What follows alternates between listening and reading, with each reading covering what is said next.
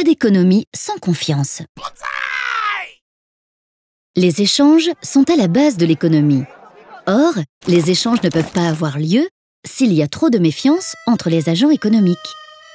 En effet, on n'échange pas quelque chose sans avoir confiance en la valeur de ce que l'on reçoit en retour. De même, on n'accepte pas de travailler pour quelqu'un si on le soupçonne de ne pas nous rémunérer.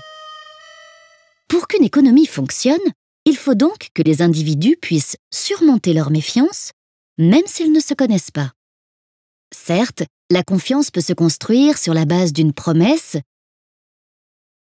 ou d'un serment. On peut même faire confiance en partant du principe que l'autre doit faire attention à préserver sa réputation.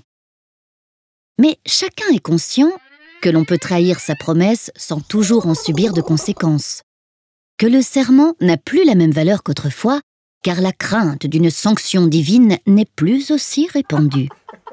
Et enfin, que la menace d'une mauvaise réputation n'est pas toujours assez dissuasive, car aujourd'hui, les interactions économiques se font essentiellement avec des inconnus. Ces moyens ne suffisent donc pas à bâtir des liens de confiance assez solides pour fonder un système économique viable.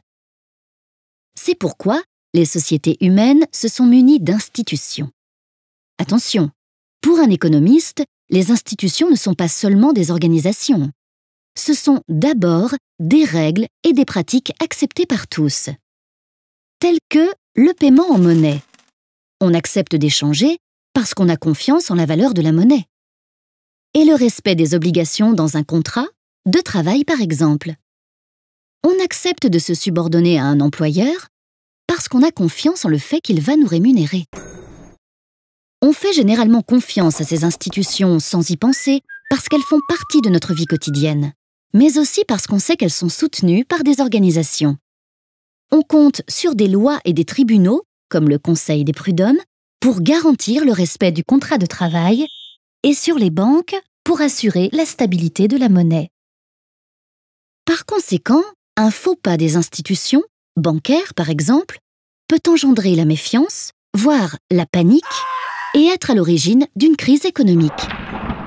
La confiance s'écroule donc aussi vite qu'elle se construit lentement.